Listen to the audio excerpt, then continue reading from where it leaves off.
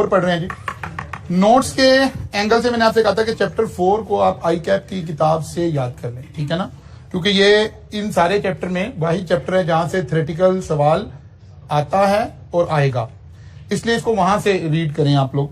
या एक और ऑप्शन आपके पास हो सकती है, आतिफ आब्दी साहब के भी इस पोर्शन के नोट्स थोड़े से उन्होंने रखवाए हैं अपनी क्लासेस में, और ये खासा आपको मेरी क्लासेस में नजर आएगा। इसके अलावा तो लोग समझते हैं कि शायद किसी दूसरे टीचर का नाम लेने से कोई गुनाह हो जाता है या कोई बड़ा कोई काम खराब हो जाता है, लेकिन हम इस मिजाज से नहीं है। तो आप आब्दी साहब के वो नोट्स भी यूज कर सकते हैं। मेरी नजर से मैंने आज कहा है मैं आज शाम को उसको एक रिव्यू करूंगा और मैं यहीं बुक शॉप पे रखवा दूंगा। आप में से जिसे चाहिए होंगे वो उसको वहां से कॉपी करवा लीजिएगा, ठीक है ना। वो पूरा एरिया के तो थोड़ा सा, क्योंकि हमें यहाँ ज्यादा चीजें याद नहीं करनी है, समझनी है, अंडरस्टैंड करनी है। तो अगर कोई भी इनपुट कहीं से भी हमें मिल रहा है, किसी भी शख्स ने अच्छा काम किया तो हमें उसकी तारीफ करनी चाहिए कि एक अच्छा वो है एंगल है उसमें।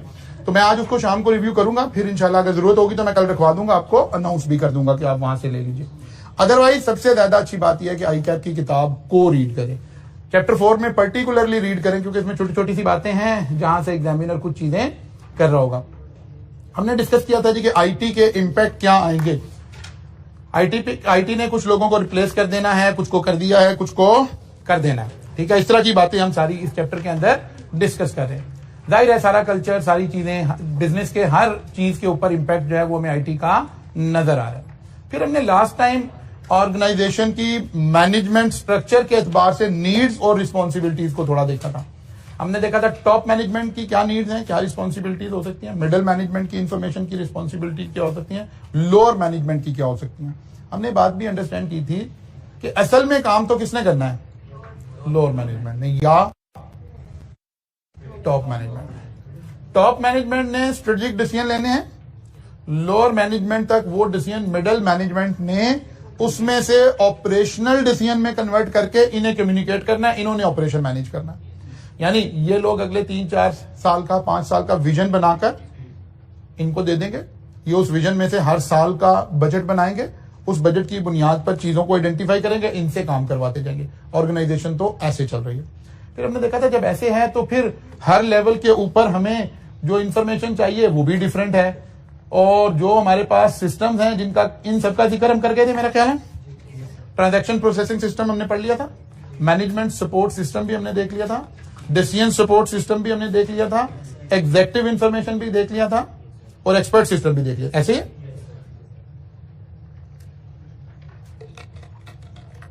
इसका मतलब है किताब से जो पहले 2 लर्निंग आउटकम है आई कैप की बुक के, वो मोर और लेस ये सारे क्या हो गए हैं, कवर हो गए हैं। अच्छा जी, फिर अब इसके बाद लर्निंग आउटकम 3 आता है, जो कि इस सारे सिस्टम को देखने के लिए कुछ बेसिक बातें हमारे साथ कर रहा है। मैं उसका कॉन्सेप्ट आज आपसे डिस्कस कर रहा हूं, आप उसको किताब में से एक दफा देखकर और गो थ्रू कर लेंगे। इंपैक्ट ऑफ टेक्नोलॉजी, फिर वर्चुअल कंपनी हमने देख ली थी, ऑनलाइन सोशल मीडिया का इंपैक्ट देख लिया था, बिग डाटा का इंपैक्ट हमने देख लिया था। यहां से हमने शुरू करना है आईटी कंट्रोल। लर्निंग आउटकम 3 आ गया हमारा जी, आएगा अभी उसके ऊपर भी डिस्कस करेंगे। आईटी कंट्रोल के बाद ईआरपी के ऊपर हम आएंगे। अच्छा जी, ईआरपी के ऊपर आएंगे और कुछ थोड़े से वो जो हमारे स्पेशलाइज्ड सॉफ्टवेयर है उसके ऊपर 1-2 बातें हो रही आएंगी। अभी आईटी कंट्रोल पहले हम लगाने लगे। वो कह रहे जी 2 तरह का कंट्रोल हमें रिक्वायर्ड है आईटी सिस्टम के अंदर। अब हमें number 1 general control and number 2 application control, ठीक है।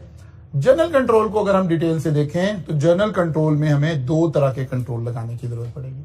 One is called system development control and other is called administrative control.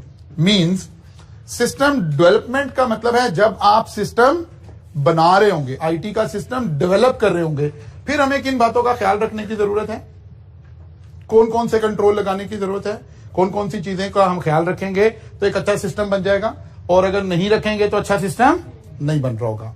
अब ये एक समराइज्ड डेटा यहां से हम सारा देखेंगे। मसलन सबसे पहले वो कहता है कि यार सिस्टम जब आपने डेवलप करना है तो सिस्टम की डेवलपमेंट प्रॉपर ऑथराइजेशन के बाद होनी चाहिए। ये ना कुछ लोगों ने सोचा कि ठीक है जी ये सिस्टम बनाते हैं, ऑर्डर दे दिया, काम शुरू कर दिया, टॉप मैनेजमेंट से या जो भी उसकी अथॉरिटी है उससे आपने ऑथराइजेशन नहीं ली, तो क्या होगा, आप सिस्टम डेवलप भी कर रहे हो, सिस्टम पे काम भी शुरू हो गया, रिसोर्सेज भी अप्लाई हो रहे हैं, सारा कुछ हो रहा है। 4 महीने बाद पता चलेगा वो जो अथॉरिटी उसने कहा जी आपको किसने कहा था काम करना, तो ये सारा टाइम, पैसा, मैनेजमेंट सारा कुछ जाया हो जाएगा।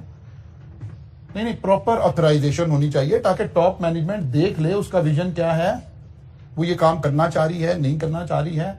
एक्चुअली ये सारा जो कुछ हम काम कर रहे हैं, हम एक लफ्ज हमारे ध्यान में होना चाहिए, हम आईटी सिस्टम में अपने बिजनेस में इस कॉन्सेप्ट से ला रहे हैं कि हम इससे एक कंपेटिटिव एडवांटेज हासिल करें, ठीक है ना, या एक दूसरा इसलिए ला रहे हैं कि कहीं कोई ऐसी चेंज तो नहीं आ रही है कि एक कंपेटिटिव एडवांटेज का तो मतलब था ना कि हम लीड कर रहे हो, या इन टर्म्स ऑफ कॉस्ट या क्वालिटी। कंपेटिटिव एडवांटेज का मतलब क्या होता है, या मेरी कॉस्ट बेहतर है या मेरी क्वालिटी बेहतर है। आप मेरे कंपेटिटर है, मेरी और आपकी प्राइस बराबर है लेकिन मेरी क्वालिटी अच्छी है, कंपेटिटिव एडवांटेज। मेरी और आपकी क्वालिटी बराबर है लेकिन मेरी प्राइस कम है, कंपेटिटिव एडवांटेज। यानी इसका मतलब यह हुआ या मेरी प्राइस बेहतर है या मेरी क्वालिटी बेहतर है अपने कंपेटिटर से। तो 2 रीजन है। तीसरी रीजन यह हो सकता है कोई टेक्नोलॉजिकल चेंज ऐसी आ रही हो कि अगर आपने उसे गियर्ड अप ना किया तो आपका बिजनेस सर्वाइवल ही खतरे में पड़ जाएगा, आप आउट हो जाएंगे। नोकिया की एग्जांपल, कोडक की एग्जांपल, बेताशा लंबी लंबी एग्जांपल, ठीक है ना। आजकल आपको जो टर्म यूज कर रहे हैं मेटावर्स, ठीक है ना। अब जो कंपनी आजकल बैठकर, जिसकी टॉप मैनेजमेंट बैठकर ये डिस्कस नहीं कर पा रही कि नेक्स्ट 2 ईयर जिंदगी में क्या चेंज लाने वाले हैं, अगर वो ऐसे ही बैठे हुए होंगे तो पता चलेगा ये तो सारा काम खराब हो गया, आप बिल्कुल आउट हो गए। कंपनीज तो इन्वेस्टमेंट कर रही हैं, कंपनी तो मेटावर्स के अंदर प्लाजे खरीद रही हैं, कंपनी तो मेटावर्स के अंदर शॉप्स खरीद रही हैं। आप कहेंगे यार ये कौन सी दुनिया की बातें हो रही हैं।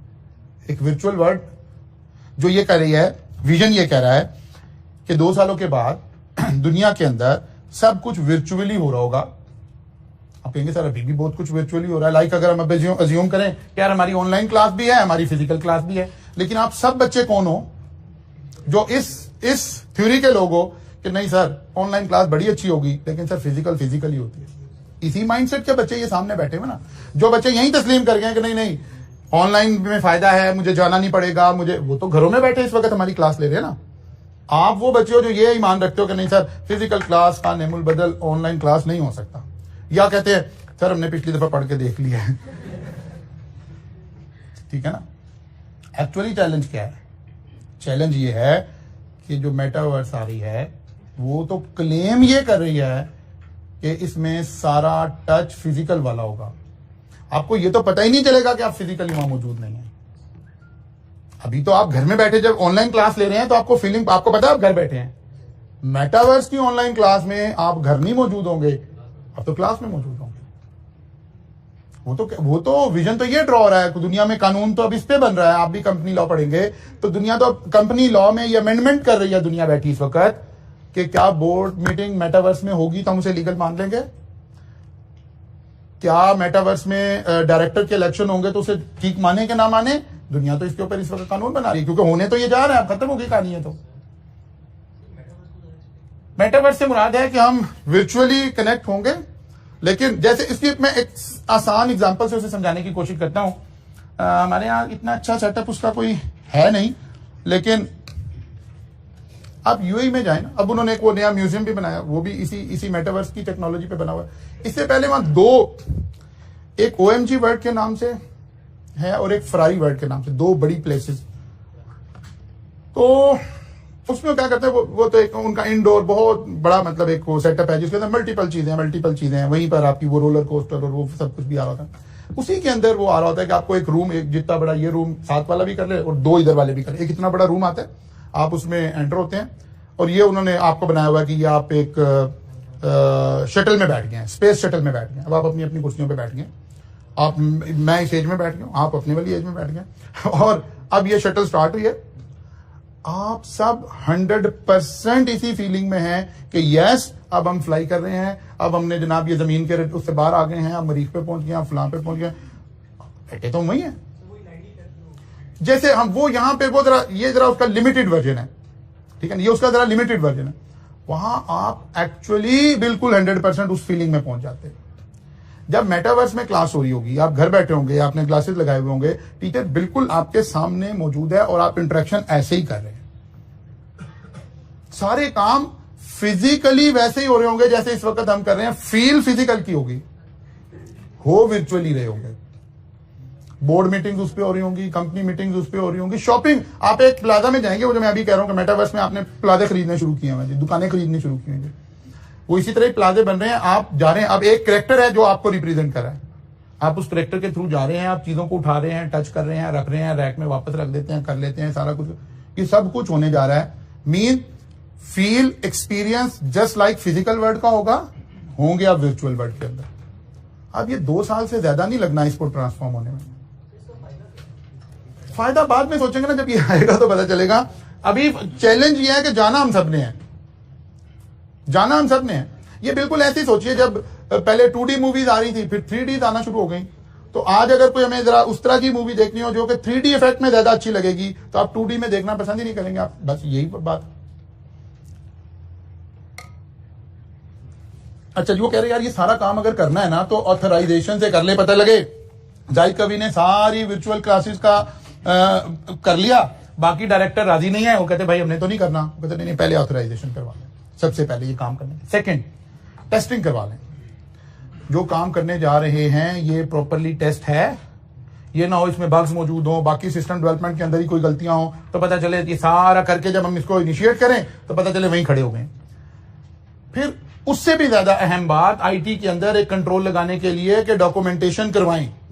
क्या मतलब, जब आपका सिस्टम डेवलप हो रहा है ना, जिसको आप सॉफ्टवेयर की दुनिया में भी आर्किटेक्ट उसको बोलते हैं, जो शख्स आर्किटेक्ट है वो सारे सिस्टम को डॉक्यूमेंट करे, ताकि, क्योंकि इसने तो ये सिस्टम बनाया है, जाहिर है सिस्टम चल रहा है, फाइल्स हैं और उनकी आपस में कनेक्टिविटी है, डाटा यहां रिकॉर्ड होगा, ये फाइल यहां से एक्सेस हो जाएगी, ये ऐसे चली जाएगी, पोस्टिंग, इसी पर सारा सिस्टम बन रहा है।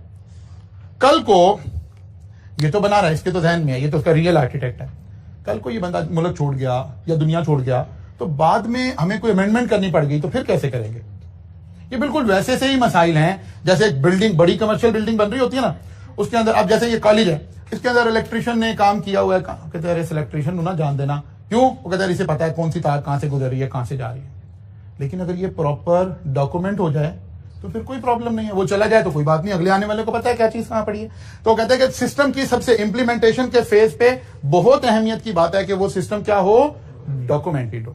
अच्छा जी, इंप्लीमेंटेशन एंड ट्रेनिंग, वो कह रहे सिस्टम तो बना लिया है, जिससे आप बनवा रहे हो कॉन्ट्रैक्ट में साइन करवाएं कि यार आप इसकी इंप्लीमेंटेशन करवाएंगे। आपने अक्सर एक नाम सुना होगा कि जी वो मुझे, जी मैं फर्गूसन में आर्टिकल कर रहा हूं, क्या कर रहे हैं, वो कहता है जी मैं ईआरपी इंप्लीमेंटेशन पे काम कर रहा हूं। जिन्होंने फर्गूसन से ईआरपी लिया, उनका भाई इसको इंप्लीमेंट भी करवाओ ना, आके लोगों की ट्रेनिंग करो, इस पे काम शुरू हो, तब फायदा है ना। खाली सॉफ्टवेयर खरीदने से तो कोई मसला नहीं हल होगा, जब तक मेरे स्टाफ उससे ट्रेन नहीं होगा, मेरा बिजनेस प्रोसेस उस पर स्विच नहीं करेगा, तो जब तक तो मुझे कोई फायदा नहीं है। तो कह रहा है कि ये काम भी आपने ख्याल में रखना है। फिर रिव्यूज एंड मॉनिटरिंग, यानी जिसी को हम ऑडिट कहते हैं, आईटी ऑडिट कहते हैं, कि वक्तन फवक्तन आप उसको रिव्यू करें, उसको ऑडिट करें, उसमें देखें कि इसमें कोई खामी तो नहीं रह गई है, कोई खामी रह गई है उसको दोबारा से कर लें, और अगर कोई चेंजेस हैं तो फिर चेंजेस करवाएं, लेकिन फिर दोबारा यहां आके खड़े हो जाए। हर चेंज आपकी ऑथराइजेशन से चलनी चाहिए, हर चेंज की प्रॉपर पहले टेस्टिंग होनी चाहिए, हर चेंज की दोबारा डॉक्यूमेंट, यानी चेंजेस का मतलब है फिर 1 2 3 4 5 स्टेप दोबारा कर ले पहले, फिर दोबारा इसी से प्रोसेस से गुजर रहे हो। एक्चुअली हो क्या रहा है, आपको ये सारी चीजें क्यों पढ़ाई जा रही हैं, प्रॉब्लम है। आपने अक्सर सुना है आर्टिफिशियल इंटेलिजेंस आ रही है जी, आर्टिफिशियल इंटेलिजेंस आकर बहुत सारे प्रोफेशन को खत्म कर देगी, फुला प्रोफेशन है रिस्क है, फुला है, फुला है, फुला है। अब हुआ क्या, जब आईटी हमारे प्रोफेशन में आई ना, तो 2 लोगों को चैलेंज दरपेश हुआ, ठीक है ना। 2 लोग थे जिनमें से किसी एक ने वॉइस डिसीजन लेना था। एक आईटी के एक्सपर्ट्स थे, एक आईटी के एक्सपर्ट्स थे, एक हम अकाउंटेंट थे, एसीएस एफसीएस थे, ठीक है। अब इस गाड़ी ने चलना ऐसे था, या आईटी के लोग अकाउंटिंग का नॉलेज ले लेते, वो अकाउंटेंट बन जाते, या अकाउंटेंट के लोग आईटी का बेसिक नॉलेज ले लेते, एक्सपर्ट लेवल नहीं, बेसिक। ये भी बेसिक की बात हुई। अगर आईटी वाले लड़के अकाउंटिंग सीख लेते तो हमारी छुट्टी हो जानी थी, दोनों काम वो करते, हमारी छुट्टी हो जाती। हम चार्टर्ड अकाउंटेंट ने क्या किया, विजनरी काम किया, हमने आईटी का बेसिक काम सीख लिया, डेवलपमेंट नहीं सीख ली, बेसिक सीख लिया।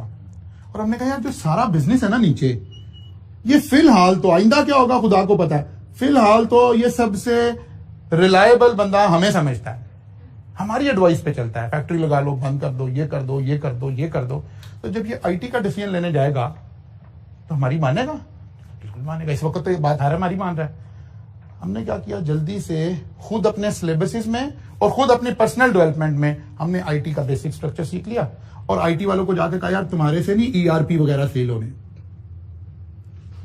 ऐसा करो, मेरे पास जॉब करो, मैं तुम्हें काम दूंगा, तुम मेरे साथ काम करना।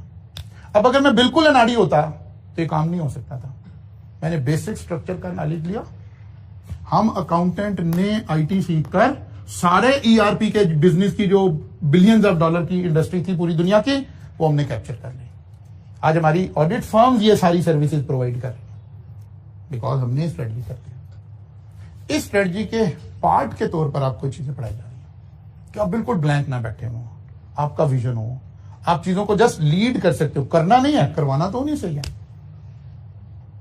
तो बजाय इसके कि ओरेकल आके सेल करती है, हमने ओरेकल को कहा नहीं आप मेरे साथ कॉन्टेक्ट करें, मैं सेल करूंगा, क्योंकि नीचे मेरे सारे क्लाइंट तो मेरी बात मान के चलते हैं। अब अगर हमें बिल्कुल बेसिक नॉलेज भी नहीं होगा कि यार ये चीजें हमने देखनी है, तो फिर तो हम मारे जाएंगे। इसका ये मतलब नहीं है कि हम आपको आईटी के इंजीनियर बनाने जा रहे हैं, ना हम खुद इंजीनियर हैं आईटी के, हम आपको एक विजन सिखाने जा रहे हैं इन सिलेबस के जरिए से। तो कहते हैं यार जब आप किसी से डेवलपमेंट करवाएं तो आपको पता हो कि इन चीजों का मुझे ख्याल करना चाहिए। ठीक होगी बात? फिर कहते हैं एडमिनिस्ट्रेटिव कंट्रोल क्या लगाने हैं। कहते हैं सबसे पहले इंटेग्रिटी ऑफ हार्डवेयर, यानी हार्डवेयर हम समझ गए थे, हर वो चीज जो फिजिकल हमें नजर आ रही है, इसकी इंटेग्रिटी यानी इसको मेंटेन रखना, यानी ये सही रहे, रिलायबल रहे। इस इंटेग्रिटी से मुराद यहां रिलायबिलिटी है, सिक्योरिटी है। वो कहते हैं फिर हार्डवेयर की दो तरह की सिक्योरिटी रखनी पड़ेगी आपको अपनी ऑर्गेनाइजेशन में, एक फिजिकल और दूसरी उसकी लॉजिकल। फिजिकल का तो क्या मतलब है, कोई एम्प्लॉय, कोई लोग हार्डवेयर चुरा कर ना ले जाएं, हार्डवेयर को डैमेज ना कर दें, हार्डवेयर को मिसयूज ना कर लें, तो इसके ऊपर कोई पॉलिसीज बनानी पड़ेगी। इसका मतलब है हार्डवेयर को रखने से रिलेटेड हमें देखना पड़ेगा कि यार ऐसे ना हो कि कोई भी बच्चा जाता हुआ हार्डवेयर अपना साथ ले जाए, तो हमें कोई बॉक्सेस लगाने पड़ेंगे, कोई लॉक्स लगाने पड़ेंगे। जैसा जैसा डाटा, जितना जितना डाटा इंपॉर्टेंट है उतना उतना ज्यादा उसकी सिक्योरिटी रख लेंगे। और अगर हमारा कोई बड़ा ही महंगा और बड़ा ही सेंसिटिव डाटा है तो फिर एक खास डाटा रूम में रख लेंगे चीजें। उस रूम में एंटर होने से पहले लोगों को चेक कर लेंगे, जाते हुए लोगों को चेक कर लेंगे, वहां एक्सेस लोगों की रिस्ट्रिक्ट करेंगे, हर बंदा नहीं आ सकेगा। और अगर इससे भी अब डिपेंड करेगा ना आप क्या बिजनेस कर रहे हैं, जितना जितना जितना जितना आप ऊपर जाते जाएंगे वैसे वैसे बिजनेस हमें समझ आता है कि चीजों की सिक्योरिटी हमने कैसे मेंटेन करनी है। कभी किसी अगर अच्छी इस्टेब्लिश ग्रोसरी शॉप पे जाइए आप दुनिया भर में, तो वो जो टिल के ऊपर बच्चा बैठा जहां आप बिलिंग करवा रहे होते हैं, उस बच्चे की ड्रेसिंग नीड दुनिया ने आइडेंटिफाई की हुई है। वो ऐसा उसको यूनिफॉर्म वो दिया जाएगा जिसमें पॉकेट नहीं होगी, तो पॉकेटलेस उसके सारा ड्रेस होगा, ताकि वो कोई कैश, कोई करेंसी, कोई चीज चुरा ना सके। कैसे रखेगा, कहां रखेगा, फिर कोई चेक कर लेंगे उसको एंटर होते हुए जाते हुए। तो ऐसे हम सारा कर लेंगे। फिर कुछ लॉजिकल भी हमें कंट्रोल लगाने पड़ेंगे, कोई पासवर्ड लगा दें, कोई और चीजें लगा दें, कोई एंट्री के ऊपर बैरियर लगा दें, ताकि हम हार्डवेयर की इंटेग्रिटी को क्या रख सकें, इंटैक्ट रख सकें। ये तो हार्डवेयर की साइड आ गई जी। फिर हमें सॉफ्टवेयर की इंटेग्रिटी को भी इंटैक्ट रखना पड़ेगा। लॉजिकल से मतलब है यही कि कोई आप उसका अरेंजमेंट ऐसे रखें, कोई लॉजिकल अरेंजमेंट में चीजें पड़ी हुई हों, कोई और उसको कह दें कि हर आदमी एक्सेस ना कर सके, उसको रिमूव करने का कोई हमारा अरेंजमेंट हो, कोई एसओपीज अवेलेबल हो, इस तरह से हम इसकी हिफाजत करेंगे। इंटेग्रिटी ऑफ सॉफ्टवेयर, सॉफ्टवेयर के अंदर हमें दो जगह पर इंटेग्रिटी चाहिए। एक तो हम पासवर्ड्स के जरिए इंटेग्रिटी मेंटेन करेंगे, ठीक है ना, कि ये काम है, आपका पासवर्ड है, फलां है, ये है। अब फिर पासवर्ड के ऊपर भी बेसिक थोड़ी सी बातें करते हैं। और दूसरा आप लॉगिन्स के जरिए इंटेग्रिटी मेंटेन करेंगे।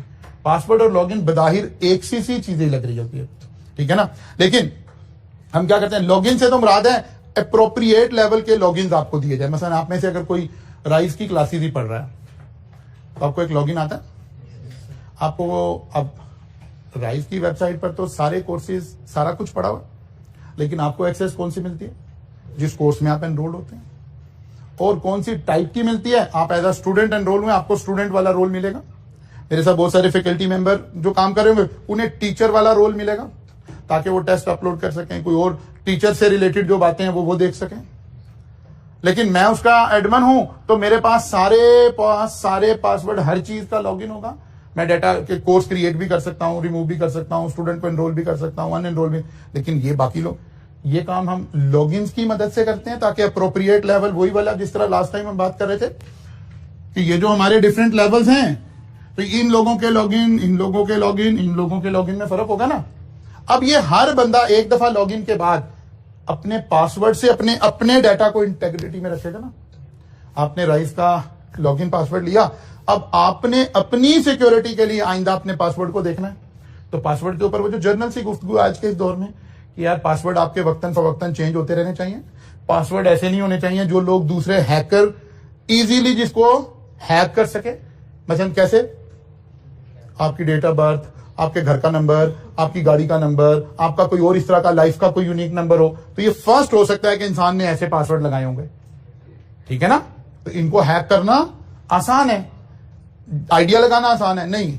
ये अल्फा न्यूमेरिक होने चाहिए, अल्फाबेट्स भी हो, न्यूमेरिक भी हो, ताकि इस तरह के पासवर्ड हो। फिर पासवर्ड हमें कहीं कागज पर लिख कर नहीं रखने चाहिए, वक्तन फवक्तन चेंज करते रहना चाहिए। वही जो पासवर्ड की अब बाद दफा एग्जाम में वो सिर्फ यही 2-3 मार्क्स की बात पूछ लेगा, यार पासवर्ड में हमें किन चीजों का ख्याल रखना चाहिए, लॉगिन हमें क्या हेल्प प्रोवाइड कर रहे हैं। अब ये यहां से छोटे छोटे 2 मार्क्स 3 मार्क्स के सवाल बनने की कोई हम ऑप्शन क्रिएट कर सकते हैं।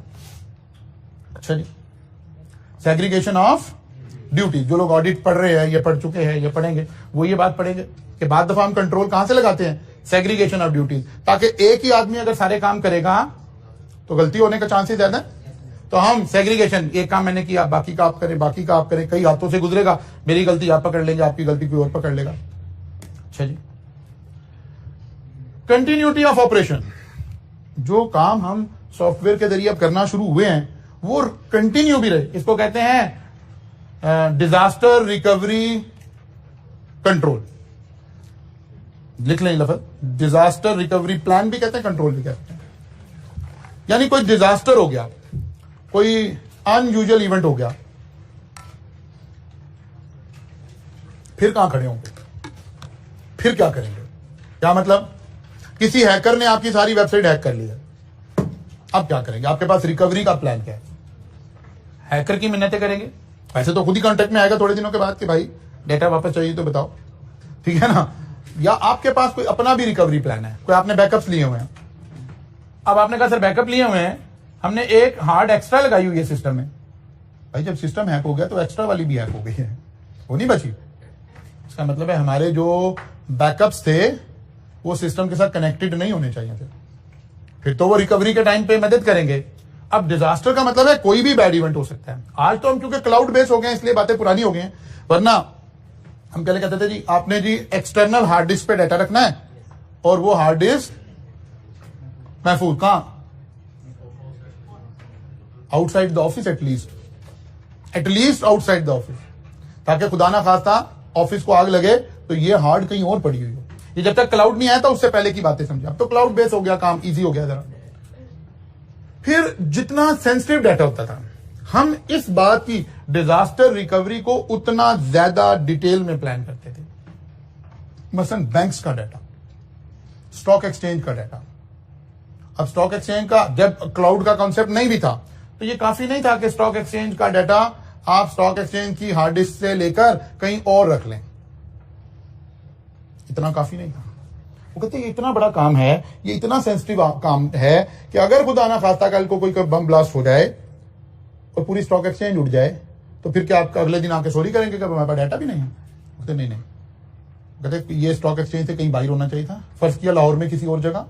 वो कहते नहीं, अगर खुदा ना खास्ता, खुदा डिजास्टर मीन्स कुछ भी हो सकता है, अगर पूरा लाहौर ही ना रहे फिर क्या होगा? okay, इसका भी डिजास्टर प्लान होना चाहिए। इवन सोचते सोचते अगर पूरा पाकिस्तान नहीं रहेगा तो क्या होगा? और यकीन जाने जब कराची स्टॉक एक्सचेंज का डाटा प्लान किया गया तो ये सारे एस्पेक्ट जब अभी क्लाउड नहीं आया था उस वक्त भी रखे गए कि अगर खुदा ना खास्ता अल्लाह ना करे नेशन एज अ होल भी डिजास्टर में चली जाए तो डाटा आपका रिकवरी में पड़ा हो, किसी और कंट्री में भी उसको सेव किया जा रहा होता तो उस वक्त भी। आज तो क्लाउड का कंसेप्ट आगे कहानी खत्म हो गई। अच्छा अच्छा, अल्लाह ना करे कोई ऐसा मामला, डाटा की फिर भी जरूरत पड़ेगी। वो तो दुनिया ना रही ना, तो हमारे खाते आखिरत में भी खुलने हैं, डाटा वहां भी जाइए। तो डाटा की अहमियत का अंदाजा तो इससे लगा लें। अच्छा जी, तो कंटिन्यूटी ऑफ ऑपरेशन के लिए आपके जहन में कोई प्लान है? तो कहते हैं फिर क्या करे, बैकअप्स प्लान करे। सबसे पहले कहां बैकअप होगा, बैकअप के कुछ फजाइल हमने बयान कर दिए। फिर वो कहता है कुछ एंटीवायरस लगा के रखें अपने सिस्टम में। अब ये वो वाले एंटीवायरस नहीं है जो आप 20 रुपए की सीडी खरीद के ला के रखते हैं। अब मुराद है कि प्रॉपर पेड और उनकी सर्विसेज के साथ, इस एंटीवायरस की कंपनी की सारी सर्विसेज के साथ आपके पास एंटीवायरस हो। लेकिन इसके साथ भी ये भी हो कि यार भाई लोग बड़े स्मार्ट हैं आईटी में, वो एक थ्योरी है ना, जो चीज सोची जा सकती है वो पॉसिबल है। एक फलसफे की एक थ्योरी है कि इंसान सिर्फ वो सोच सकता है जो पॉसिबल है। अल्लाह ने इंसान का ब्रेन ऐसा बनाया है, ये वो चीज नहीं सोच सकता जो इम्पॉसिबल हो। जो आपके ख्याल में चीज आ गई है ना, वो पॉसिबल है। हाँ, अभी नहीं हम कर पा रहे, कोई बात नहीं है, 50 साल बाद, 20 साल बाद, 30 साल बाद ये होना है दुनिया में, क्योंकि ये पॉसिबल हो गया। ये आपने सोचा जब वो कहते हैं भाई एंटीवायरस इंस्टॉल कर लें या फायरवॉल्स इंस्टॉल कर लें। अब what is the difference between antivirus and firewall? फिर वही वाला डिफरेंस है, तकरीबन एक सी चीजें हैं। एंटीवायरस खाली सॉफ्टवेयर का नाम है, फायरवॉल में समटाइम हार्डवेयर भी इन्वॉल्व कर लेते हैं। यानी हार्डवेयर एंड सॉफ्टवेयर से अगर हम वायरसेस कंट्रोल करने का कोई सिक्योरिटी फीचर ले रहे हैं तो हम उसे फायरवॉल बोलते हैं, और अदरवाइज उसको एंटीवायरस बोलते हैं। फिर वो कहते हैं सारा कुछ करने के बावजूद आखिर में इंश्योरेंस भी करवा लें, क्योंकि कोई लॉस हो गया, कोई बड़ा लॉस हो गया तो इंश्योरेंस कंपनी आपको कम से कम लॉस आपका रिकवर कर दे, रिस्क को मिटिगेट कर लें इसकी मदद से।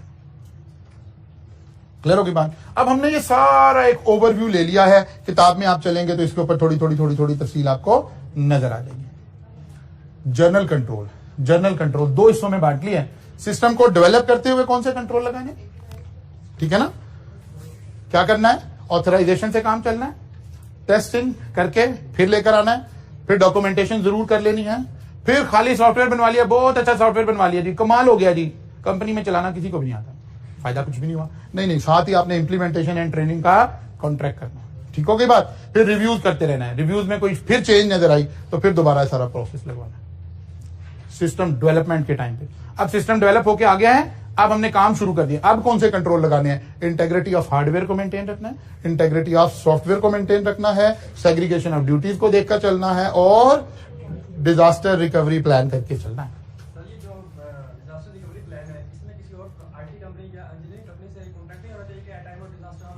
जी बिल्कुल होना चाहिए, बिल्कुल होना चाहिए। वो हम ये भी करते हैं कि अगर मसलन हम ख्याल टाइप कंपनीज होती है ना, वापस में भी वो जो मैंने एक लफ्ज बोला ना, रिस्क मिटिगेशन करनी चाहिए, असल में वहां वो उसमें कवर होगा ये लफ्ज कि यार अगर हम दो लोग हैं, यार अगर खुदा ना खास्ता कोई मसला हो गया ना, तो फिर उतने दिन हम आपका सॉफ्टवेयर यूज कर लेंगे, आपको प्रॉब्लम हो गई तो फिर हम आपका सॉफ्टवेयर यूज कर लेंगे। रिस्क मिटिगेशन से मुराद ये भी, ठीक है ना, इंश्योरेंस लॉस को रिकवर करने का तरीका, ये जो बात आप कह रहे हैं ये प्रोसेसेस को स्ट्रीमलाइन करने का जरिए।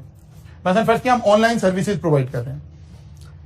लाहौर में यानी पाकिस्तान में 3-4 इदारे हैं जो एक्सवॉस यूज कर रहे हैं, ठीक है ना जी, हम कर रहे हैं, कराची में एक इदारा कर रहा है, हमारे इदारे के साथ हमारे ही दोस्तों ने अब अपना इदारा बना लिया, वो भी इदारा, इसी सारा कुछ ये यूज हो रहा था। अब हम सोचें कि किसी एक इदारे को अगर मसला आ गया तो उन्होंने कहा यार यही तो बिजनेस करने का टाइम होगा, फिर सारे स्टूडेंट हम उठा लेंगे। ऐसे सोचना है या इदारों ने कोलैबोरेशन से चलना है? अगर कोलैबोरेशन से चलना है, हम इसको रिस्क मिटिगेशन कह रहे हैं। यार अगर खुदा ना खास्ता कोई मसला आ गया ना, तो आप मेरे वाले सॉफ्टवेयर पे आ जाइएगा, 10 दिन 5 दिन मैं आपको सर्विस, मुझे आ गया तो मैं आपको सर्विस प्रोवाइड कर दूंगा। ये भी डिजास्टर रिकवरी का एक तरीका, ठीक है ना, बिल्कुल ये ऑप्शन हो सकती है। बात समझ में आ गई जी?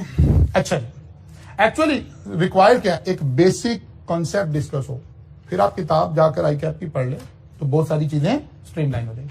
जर्नल डेवलपमेंट, जर्नल कंट्रोल, हमने कहा था कंट्रोल 2 तरह के लगे हुए। दूसरा कंट्रोल कौन सा था? एप्लीकेशन कंट्रोल, ठीक है। अब हम चलते हैं जनाब एप्लीकेशन कंट्रोल की तरफ। एप्लीकेशन कंट्रोल में फिर हमने 2 कंट्रोल लगाने हैं। One is input of data control, यानी डाटा को जब हमने सिस्टम में एंटर करना है वहां कंट्रोल लगाएं, और फिर जब डाटा इनपुट हो गया है, जहां वो डाटा पड़ा है उसका नाम क्या है? Master file. अब मास्टर फाइल के ऊपर क्या कंट्रोल लगाने हैं?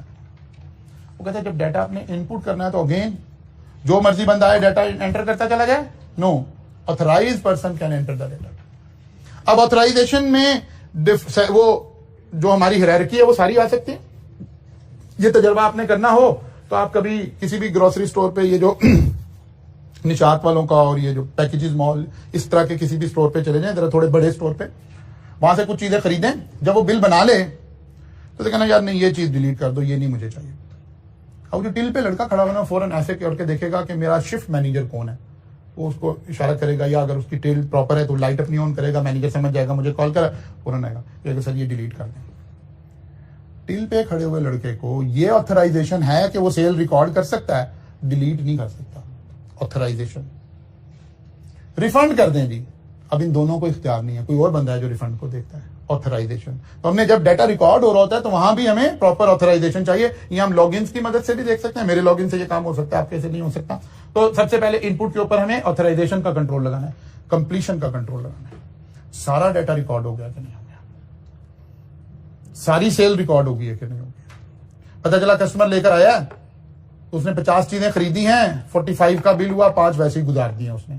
इसके ऊपर क्या कंट्रोल लगा हुआ है, ठीक है ना। सारा डाटा एंटर हुआ है कि नहीं हुआ, हमने कंप्लीशन को किस तरह से इंश्योर करना है, ये हमें सोचने की जरूरत है कि कैसे रिकंसाइल करेंगे, कैसे देखेंगे कि सारा डाटा रिकॉर्ड हुआ है, इनपुट हुआ है कि नहीं हुआ। मतलब बच्चे एडमिशन ले रहे हैं, बच्चे ने एडमिशन करवा दिया है, सॉफ्टवेयर में हाफिज शहबाज साहब ने एंटर नहीं किया। अब हम कैसे इंश्योर करें कि यार ये सारी ट्रांजैक्शन एंटर हुई है कि नहीं हुई है, इसके ऊपर क्या कंट्रोल लगाना है। फिर जो एंटर हुई है वो ठीक हुई है कि नहीं हुई है, एक्यूरेसी। अब एक्यूरेसी के ऊपर बाद दफा हम जनरल बिल्ट इन कुछ कंट्रोल लगा लेते हैं, बाद दफा हमें कॉस्ट मैटर नहीं कर रही होती, एक्यूरेसी मैटर कर रही होती है। तो बाद दफा हम आईटी में क्या करते हैं, जो सेंसिटिव डाटा है हम एक ही वक्त में, जितना सेंसिटिव है एक ही वक्त में हम अपने सॉफ्टवेयर पे 2 लोगों को बिठा देते हैं अलग अलग जगह पर, सेम डाटा देके। हालांकि रेपिटेशन ऑफ वर्क हो रही है अनफॉर्चुनेटली, ये भी डाटा एंटर कर रहा है, ये भी सेम। आपने एडमिशन लिया, हम कर ऐसे नहीं रहे, समझा रहा हूं खाली आपने एडमिशन लिया, आपकी एडमिशन डिटेल एक बच्चे ने एंटर की, ये पेपर है, ये टीचर है, ये फीस है, ये एड्रेस है, ये सीआरएन नंबर है, एंटर कर। सेम डाटा दूसरे ने भी एंटर किया, सॉफ्टवेयर ने देखा अगर डाटा बिल्कुल ठीक है तो उसने माना कि एक्यूरेट है। डिफरेंस आया, उसने दोनों को बता दिया कि यार ये फील्ड आपकी मैच नहीं कर रही, चेक कर लो ठीक है कि नहीं। एक्यूरेसी डिपेंड करेगा कितना सेंसिटिव डाटा है, उसकी एक्यूरेसी मैंने कैसे मेंटेन करनी है। हमारे जहन में ये 3 बातें होनी चाहिए जब आपने इनपुट ऑफ डाटा करना है। हर बंदा एरा गैरा मुंह उठा के डाटा एंटर कर दे, नो। ऑथराइजेशन चाहिए, कंप्लीशन चाहिए, एक्यूरेट है, ऑथराइज है, सारा डाटा रिकॉर्ड करके गया कि नहीं करके गया, डाटा सारा रिकॉर्ड हो गया, एक्यूरेट है कि नहीं है। पता चला आपने पेपर रखे कोई हुए हैं, उसने एनरोल कहीं और कर दिया है, आपको क्लास कमेंसमेंट किसी और का मैसेज जा रहा है, वो एक मुसीबत में पड़ जाएंगे। तो कैसे मेंटेन करना है, कैसे चीजों को करना है। अब जरूरी नहीं हर जगह एक ही तरह से कर रहे हो, ये कॉन्सेप्ट है कि यार ये चीज देखनी है। मतलब हम ऑनलाइन फॉर्म बच्चों से ले रहे होते हैं, बच्चों से फॉर्म आया, उसके ऊपर लिखा हुआ है मैंने ये पेपर रखा, बच्चे ने अब खुद डाटा फीड किया, लेकिन बच्चा भी माशाल्लाह बच्चा ही, वो लिख देता है कैफ 3, जब क्लासेस शुरू होते हैं कहता सर मैंने कैफ 4 में एडमिशन लिया था, आपने मुझे 3 में डाल दिया। उसको फॉर्म दिखाते हैं, ओहो सर ये तो गलती हो गई। हाउ टू एंश्योर कि जो डाटा मैं इनपुट कर रहा हूं वो एक्यूरेट है कि नहीं है। तब हमने कॉलेज में पॉलिसी सेशन में बनाई, पिछले सेशन में हमारे साथ ये काम हुआ कि बच्चों ने जो लिखा हुआ है उसको कहें कि ये तो हमारे से गलती से लिखा गया। तो एक फॉर्म आता है, पहले बच्चे को कॉल जाती है कि बेटा आपका ये फॉर्म रिसीव हुआ है, आपने ये पेपर रखे हैं, इसी टीचर से रखे हैं। वो कहता है हाँ। अब ये बच्चा उसको वहां पे एंटर करता है, फिर उसके बाद उसको एनरोल करते हैं। हमें ये बताओ कि यार ये वाले इश्यूज हैं, सॉल्व कैसे करने हैं ये नहीं बताया जा सकता। ये तो टेक्नोलॉजी, आज जो हम बातें कर रहे हैं, आज से 1.5 साल बाद ये लेक्चर कोई सुने तो कहना लो सर बड़ी बातें बता रहे थे, क्योंकि टेक्नोलॉजी चेंज होकर कहीं और जा चुकी होगी। नहीं, हम ये नहीं पढ़ रहे, हम पढ़ रहे हैं ये बातें तवज्जो तलब हैं, इनको फोकस करना है। मेंटेन कैसे होना है, उस वक्त के जो टेक्नोलॉजिकल टूल्स होंगे, मतलब आप पढ़ आज रहे हैं, आपने लाइफ में ये बातें आज से 5 साल बाद इस्तेमाल करनी है। इनमें से तो 5 साल बाद तरक्की होकर बहुत आगे हम जा चुके होंगे, लेकिन कॉन्सेप्ट यही होगा कि 3 चीजें हमने देखनी होंगी। ये पढ़ाया जा रहा है। अच्छा जी आगे चलते हैं। मास्टर फाइल कंट्रोल अगेन, अब जहां डाटा पड़ा है हर एरर वगैरह वहां चला जाए, no, only authorised person can access the data. बाद दफा जो बच्चा डाटा एंटर कर रहा होता है, जैसे ही वो एंटर करता है उसके फौरन बाद उसकी ऑथराइजेशन खत्म हो जाती है। मैंने अभी आपको बात समझाई है कि अभी एक लम्हा पहले उसी सेल वाले टिल वाले बच्चे ने वो एंटर किया है, लेकिन डिलीट करने की अथॉरिटी उसके पास नहीं है। Authorised person can do it. हमारा बच्चा एनरोल कर रहा है, बच्चों को वही एनरोल कर रहे हैं, लेकिन जैसे ही एनरोल हो गए उसके बाद उन बच्चों का डाटा अब हर बच्चे के पास हो नहीं, हर बच्चे के पास नहीं, ऑथराइज लोगों के पास होगा। अच्छा जी, कौन सी डिटेल किसके पास होगी? जिस बच्चे को मैसेजेस करने हैं उसको आपके नंबर तक एक्सेस होगी, लेकिन जिसको मैसेजेस नहीं करने उसको आपके फोन नंबर की एक्सेस नहीं होगी। फिर ही तो निजाम चलेगा ना, ऑथराइजेशन। अच्छा जी, डॉक्यूमेंटेशन, अगेन मास्टर फाइल की डॉक्यूमेंटेशन आपके पास हो, कहां कहां से डाटा आता है, कहां कहां सेव होता है, क्या हमारा आर्किटेक्ट है, ताकि हमें पता हो कल को कोई मसला हो गया तो हमने इसको कैसे हैंडल करना है। फिर पासवर्ड लगे होने चाहिए, पासवर्ड के फिर वही फजाइल होने चाहिए जो पासवर्ड के अंदर क्वालिटीज होनी चाहिए। फिर चेक्स ऑन अमेंडमेंट, कोई बंदा अमेंडमेंट कर रहा है उसके ऊपर हमारा क्या कंट्रोल है, फिर हम इन सारी बातों को पीरियोडिकली रिव्यू कर रहे हैं। जब रिव्यू करें तो फिर वही बात है कि इस तरह से सारा। तो ये ओवरऑल लर्निंग आउटकम 3 में ये सारी बातें लिखी हुई हैं, इसको आपने जाकर आज जो है एक दफा डिटेल में देख लेना है। यहां से हमें समराइज जो एप्लीकेशन रिक्वायरमेंट है वो सारी पूरी हो जाएगी। यहां से सवाल में जो चाहिए वो सब कुछ यहां से पूरा हो रहा है, लेकिन जब वो कहेगा कि नहीं पासवर्ड में क्या चीजें ख्याल करनी चाहिए, फिर इसके लिए हम बुक से कहीं से 2-2 लाइनें बुलेट्स पॉइंट ही लिखे हुए हैं, बुक में भी इतना ज्यादा मसला नहीं है, वहां से आप इसको याद करेंगे। कल मुलाकात होगी इंशाअल्लाह ताला, यहां से आगे चलते हैं।